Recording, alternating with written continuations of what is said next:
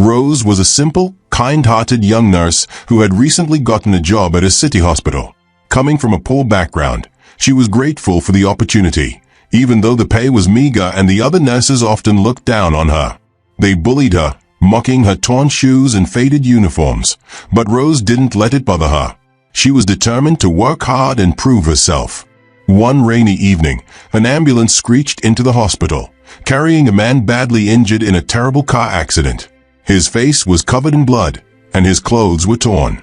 A stranger who found him lying by the roadside brought him in. The man had no identification, and no one knew his name. The stranger handed the doctor a phone he picked up from the accident scene, saying this was lying beside him. I thought it might help identify him. The doctors rushed the unconscious man to the emergency room. After hours of battling to save his life, they stabilized him, but he remained in a coma. They moved him to the intensive care unit, where he lay silently, hooked to machines that kept him alive. The doctor decided to check the phone and called the last number dialed. A voice answered on the other end, cautious and cold. "Hello, who is this?" the voice asked. The doctor replied, "This is Dr. Ben from City Hospital. A man was brought in after a car accident, and he's in a coma. We found this phone beside him, and yours was the last number dialed. Can you identify him?" The man on the other end paused before saying, "I'm Tony, the manager. His name is Dave. I'll come over right away." A few hours later, Tony arrived, his face showing little emotion. He looked at Dave lying unconscious, his face bruised and pale. After a brief discussion with the doctor, Tony paid the hospital bills and left, muttering to himself, he probably won't make it anyway. After Tony's visit, no one else came to see Dave. Weeks turned into months, and still, Dave lay in a coma. Most of the nurses lost hope, whispering that he was a half-dead man. They would walk past his room without looking in, convinced he would never wake up. Rose, however, couldn't stand to see Dave neglected. She felt sorry for him, lying alone in a cold, empty room. Though the other nurses sneered at her, calling her foolish, Rose decided to take care of Dave. She would wipe his face gently, change his sheets, and even read stories to him, hoping that somehow he could hear her. One evening, as Rose was cleaning the room, Nurse Stella sneered, "Why waste your time on that half-dead man? He's never waking up. Just let him rot." Rose ignored her, gently adjusting Dave's pillow. She whispered softly, "You're going to be fine. I'm here with you." 6 months passed, and Dave was still in the coma. The hospital staff barely remembered his name, calling him the long-term patient. Rose remained the only one who cared. One day, while she was cleaning his hands, she spoke softly, "I don't know where your family is or why no one visits, but I won't leave you. You deserve kindness, just like everyone else." Unknown to everyone, Dave was a billionaire. His parents lived abroad, completely unaware of his condition, and Tony, his manager, never mentioned his boss's true identity. Tony believed Dave wouldn't survive, so he didn't bother telling anyone that Dave was the young, wealthy CEO of a big company. Rose didn't know any of this. To her, he was just a man who needed someone to care for him. She would bring flowers to his room, telling him stories about her childhood and how she always dreamed of being a nurse. One day, while Rose was humming softly as she cleaned, she didn't notice that Tony had returned to the hospital to check on the situation. He saw Rose sitting beside Dave, talking to him as if he could hear her. A look of disdain crossed Tony's face. "Why are you wasting your time on him?" Tony asked, startling Rose. "He's a human being," Rose replied firmly. "Even if he can't speak or move, he deserves someone to care for him." Tony scoffed and walked away, thinking to himself that Rose was foolish. Little did he know that Dave's fingers twitched ever so slightly, a sign of life that Rose didn't notice. Despite the nurses' continued mockery and the doctor's dismissive attitudes, Rose never stopped caring for Dave. She would bring homemade soup, hoping the aroma would trigger a memory. She cleaned his room with extra care, making sure it smelled fresh and pleasant. Sometimes, when she was alone with Dave, Rose would whisper her own fears and dreams, not realizing that she was the only one keeping his spirit alive. One evening, she fell asleep beside his bed, exhausted from a long shift. Unbeknownst to her, a single tear slid down Dave's cheek, as if his soul recognized the kindness of the only person who hadn't given up on him. As the months dragged on, Rose remained by Dave's side, never giving up hope. She believed that someday he would wake up and see that he was not alone. The other nurses continued to laugh at her, calling her the nurse of the dead, but Rose never let their words crush her spirit. Dave remained in the coma, but somewhere deep inside, he could feel Rose's presence, her gentle touch, and her kind words. Unknown to everyone, his soul was fighting to return, drawn to the warmth and care that Rose selflessly gave. Days turned into weeks, and weeks into months. Dave remained in a deep coma, his life dependent on the machines around him. Rose continued to care for him, unfazed by the mockery from her fellow nurses. Despite their taunts, she believed that one day, Dave would wake up and be grateful for her kindness. Meanwhile, life outside the hospital was moving on without Dave. His company, a thriving business empire that Dave had built from the ground up, was starting to feel the impact of his absence. The employees whispered among themselves, wondering why the CEO hadn't been seen in months. Tony, the manager, was quick to seize the opportunity. Greedy and power-hungry, he spread the rumor that Dave had traveled abroad for a long business deal, leaving him in charge. To maintain his cover, Tony forged some documents and transferred significant sums of money from the company accounts into his personal ones. Who's going to notice? He thought. The boss isn't coming back. No one survives a coma for this long. Tony became more confident each passing day, throwing luxurious parties and driving new flashy cars. He even began boasting about how he would take over the company soon. Employees noticed the change in his lifestyle, but none dared to question him. Back at the hospital, Rose was unaware of the corporate drama unfolding. She remained dedicated to her daily routine, cleaning Dave's room, talking to him, and hoping that her presence would somehow reach him. Sometimes, Rose would gently touch his hand and whisper, "You have to wake up, Dave. There's a whole world waiting for you." In Dave's mind, though still in a coma, he felt like he was trapped in a dark, endless tunnel. He could hear faint voices, and sometimes he thought he could hear Rose singing softly to him. It was like a tiny light in the darkness, and it gave him a strange sense of peace. One evening, as Rose was cleaning his face, she noticed something odd, a single tear rolling down his cheek. Her heart skipped a beat. "Dave, can you hear me?" she whispered, wiping the tear away. She took his hand gently, squeezing it. "You're not alone. I'm here." But there was no other movement. Rose sighed and continued her work, not knowing that deep inside, Dave's soul was fighting to return to the surface. Back at the company, things were getting out of hand. Tony had siphoned off so much money that some employees started questioning the lack of funding for projects. One brave accountant, Mr. Johnson, approached Tony with the company's financial report. "So, I noticed some irregularities in the accounts. The funds for the new project seemed to be missing," Mr. Johnson pointed out. Tony glared at him. "Are you questioning my management? You know the boss left me in charge, right?" Mr. Johnson hesitated. "I just thought it was important to bring to your attention." Tony smirked. "Mind your business. If you value your job, don't stick your nose where it doesn't belong." That night, Tony destroyed several important documents, erasing evidence of his theft. He knew he had to act fast before anyone else became suspicious. In his mind, as long as Dave remained in a coma, he was in control. One night, while Rose was cleaning Dave's hands and humming a soft tune, Dr. Ben walked in, looking worried. "Rose, have you noticed any changes?" he asked. Rose hesitated. "Well, the other day, I saw a tear on his cheek. I don't know if it means anything." The doctor shook his head. "Sometimes it's just a reflex. It's been almost 8 months now. Most patients don't survive this long in a coma.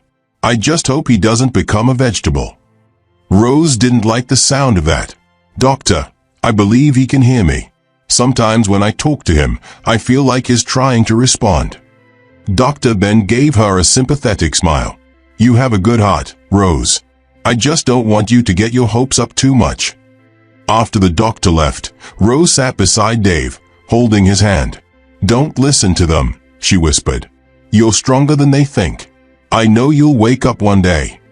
In his dark world, Dave could feel a faint warmth in his hand, like a tiny spark of hope. He wanted to move, to open his eyes, but his body felt like it was weighed down by stones. Back at the company, Tony was now plotting his final move. He planned to announce that Dave had permanently moved abroad and would not be returning. That way, he could officially take over as CEO without any questions. One evening, when Tony was at his office going through Dave's files, he received a call from the hospital. "Hello, this is Dr. Ben. I'm calling to inform you about Dave's condition." Tony stiffened. "Did he wake up?" "No, he's still in a coma," Dr. Ben replied. "We just need you to sign some documents for his continued care." Tony sighed in relief. "I'll come by tomorrow." After hanging up, Tony muttered to himself, "As long as that fool stays in a coma, my plan will work." The next day, Tony visited the hospital briefly, avoiding Dave's room and signing the papers at the reception. Rose noticed him from a distance and wondered why he never checked on Dave. She couldn't understand how someone could be so indifferent to a friend's condition. As Tony left, Rose whispered to Dave, "Your manager was here, but he didn't come to see you. I wonder why. I'll stay with you. You don't have to be alone." In the deep recesses of his mind, Dave heard Rose's voice. It was like a soft echo that gave him the strength to keep fighting, even though his body remained still. While Tony's greed grew stronger, Rose's hope remained unshaken. She continued to care for Dave, never once abandoning him, while Tony schemed to take everything Dave had worked for. Rose continued her daily routine of caring for Dave, just as she had for the past 8 months. She wiped his face gently, changed his sheets, and whispered words of encouragement. One evening, while adjusting his pillow, she felt something unusual, a faint pressure on her hand. Startled, Rose looked down to see Dave's fingers twitching. Her heart pounded. She thought she was imagining it. Slowly, she leaned closer, whispering, "Dave, can you hear me?" To her surprise, his eyelids fluttered slightly. Rose gasped, almost dropping the cloth she was holding. "Dave, are you waking up?" With great effort, Dave's eyes opened just a little, his gaze unfocused. A low, raspy sound came from his throat, like he was trying to speak. Tears filled Rose's eyes as she whispered, "You're awake. You made it." Dave's lips moved weakly, barely forming words. "Where am I?" "You're in the hospital. You had an accident. You've been in a coma for a long time," Rose explained softly, trying to control her emotions. Dave's brows furrowed, and he tried to lift his hand. Rose gently placed it back on the bed. "Don't move too much. You're still very weak." She quickly called Dr. Ben, who rushed in, shocked to see Dave awake. He checked Dave's vitals, muttering to himself, "This is a miracle." After 8 months. As Dave drifted back into a light sleep, Dr. Ben turned to Rose, looking amazed. "You did it, Rose. Your dedication must have kept his spirit alive. I thought he would never wake up." Rose couldn't hold back her tears of joy. "I knew he would wake up. I just knew it." As Dave became more conscious, he looked around the room, his mind still foggy. Rose sat beside him, holding his hand. "Do you remember anything?" she asked gently. Dave blinked, his voice barely audible. "Just darkness and your voice." Rose smiled. "You've been in a coma for 8 months. I was the one who took care of you. No one else really bothered, except your manager, Tony, but he didn't visit you after the first day." Dave's tired eyes looked at her, confused. "Tony, he didn't visit." Rose hesitated. "He paid the bills that first day and left. I saw him a few times afterward, but he never came to your room. He acted like you didn't matter." Dave's mind struggled to process the information. Why didn't he care? Rose shrugged, not wanting to upset him. "I don't know. Maybe he thought you wouldn't survive. But I never gave up on you." Dave's eyes softened. "Thank you for being here." Rose smiled warmly. "You're welcome. I knew you were strong enough to fight." Suddenly, a thought crossed Dave's mind. "Does anyone else know I'm awake?" Rose shook her head. "No, just me and Dr. Ben. He hasn't told anyone yet." Dave took a shaky breath. "Good. Don't tell anyone, especially Tony. I need to find out what's going on first." Rose looked puzzled. "Why hide it?" Dave looked at the ceiling, gathering his thoughts. If Tony didn't care if I lived or died, something isn't right. I need to know what he's been up to all this time. Rose nodded, sensing that Dave was right. I'll keep it a secret. No one will know you're awake. Dave gave a weak smile. You're a good person, Rose. Just then, Nurse Stella peeked in, pretending to check on Dave. She almost dropped her clipboard when she saw his eyes open. Oh my God, he's awake. Rose quickly placed a finger to her lips, signaling Stella to be quiet. Stella nodded, still in shock, and backed out of the room, too stunned to speak. Rose sighed. We have to be careful. If word gets out, Tony will know. Dave slowly nodded. Please, help me keep this quiet. I don't trust anyone but you. Rose promised to protect his secret. She continued her routine of caring for him while pretending that nothing had changed. Whenever other nurses passed by, she acted as if Dave was still unconscious, keeping the truth hidden. As the days went on, Dave's strength slowly returned. Rose would bring him homemade soup, whispering updates about the hospital and the people who had given up on him. Dave listened quietly, a growing fire of determination in his heart. One evening, as Rose was helping him sit up, Dave whispered, I need to know what Tony has done with my company. Can you find out for me? Rose thought for a moment. I'll try to get some information. But you need to rest. You're still too weak to deal with stress. Dave smiled faintly. I trust you. You're the only one who believed in me. Rose felt her heart swell with pride. I'll do my best. Just focus on getting better. As night fell, Rose sat beside Dave, humming softly, while Dave closed his eyes, grateful that he wasn't alone in his fight. He knew that uncovering Tony's betrayal wouldn't be easy, but with Rose by his side, he felt stronger. In the shadows, danger was brewing, and Dave knew that keeping his awakening a secret was the only way to protect himself and expose the truth. 2 weeks passed, and Dave was slowly regaining his strength. Rose remained his secret keeper, making sure that no one in the hospital, especially Tony, knew that Dave was awake. She would sneak in meals from home, feed him carefully, and help him sit up for a few minutes every day. One afternoon, Dave whispered to Rose, I feel a bit stronger today. Can you help me sit up for longer? Rose smiled warmly, adjusting the pillows behind him. Of course. You're doing great, Dave. As Dave sat upright, he looked at his thin arms and sighed. I used to be stronger. What has happened to me? Rose gently placed her hand on his shoulder. You've been lying down for 8 months. Your muscles became weak. But don't worry, you'll regain your strength. Dave gave her a small, grateful smile. I couldn't have done this without you. Rose chuckled. I'm just glad you're alive. I almost gave up hope a few times, but something kept telling me you'd make it. Dave lowered his gaze, his mind troubled. If you didn't give up on me, why did everyone else? Even Tony, he just left me to die. Rose bit her lip. I don't understand it either. I've seen him a few times at the hospital, but he never checked on you. I thought he was supposed to be your friend. Dave's face darkened. Something isn't right. I need to get out of here and see what's going on with my company. But you're still weak, Rose warned. If you rush things, you might collapse. Dave sighed. You're right. I need to be stronger before facing anyone. But I can't sit here doing nothing. Can you get me a newspaper? I want to see what's been happening in the world. Rose nodded. I'll get one tomorrow. The next day, she sneaked a newspaper into Dave's room. Dave carefully unfolded it, his eyes scanning the business section. His heart sank when he saw the headline, Successful Expansion Under New Management. Tony leads the way. Dave's hands trembled. He's taking credit for my projects. This was my plan. I started it before the accident. Rose looked worried. Is he trying to take over your company?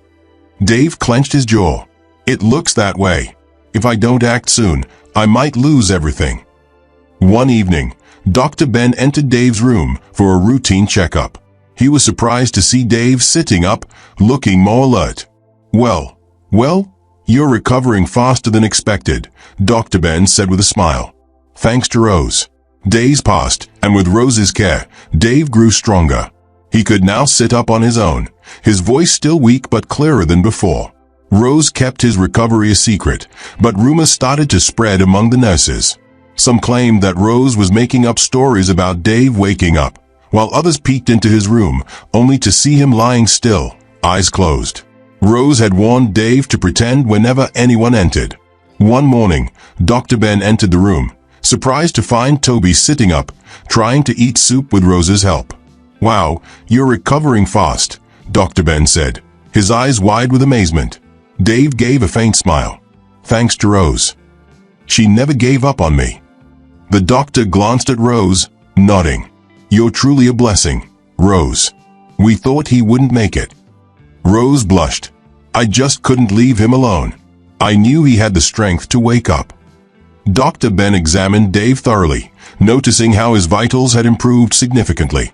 "If you keep progressing like this, you might be able to leave the hospital soon." Dave looked at Rose, his eyes filled with gratitude. "That sounds good, but I still don't want anyone else to know." Dr. Ben frowned. "Why not?" Dave's jaw tightened. "Because I don't trust the people around me, especially my manager, Tony." The doctor raised an eyebrow, but Rose quickly stepped in. "It's better if we keep his recovery a secret for now, just until he's fully stable." Dr. Ben agreed. "All right, but we'll need to start discharge procedures soon. He can't stay here forever." That evening, Rose sat with Dave, discussing the next steps. "If you get discharged, where will you go?" Rose asked. Dave sighed. "I can't go back to my house. Tony might be watching it. I need a place where no one would think to look." Rose hesitated. I have a small room at my place. It's not much, but you can stay until you figure things out." Dave smiled warmly. "You've already done so much for me, Rose. I don't want to be a burden." Rose shook her head. "You're not a burden. You need help, and I'm willing to give it. You deserve to be safe." The next day, Dr. Ben finalized the discharge papers. He agreed to keep the details confidential, marking Dave's status as still in coma to avoid raising suspicions. Rose carefully helped Dave into a wheelchair, draping a light blanket over him to disguise his identity. As they moved through the hospital corridor, Nurse Stella caught sight of them and hurried over. "Where are you taking him?" she asked suspiciously. Rose smiled calmly. "He's being transferred to a long-term care facility. Doctor's orders." Stella looked skeptical but didn't question further. Once outside, Rose helped Dave into a taxi, giving the driver directions to her neighborhood. During the ride, Dave stared out the window, his heart heavy with worry. "What if everything I built is gone?" he whispered. Rose placed a comforting hand on his shoulder. "We'll find out the truth. You're not alone." They arrived at Rose's modest one-room apartment. It was simple but neat, with a small bed, a wooden table, and a tiny kitchen space.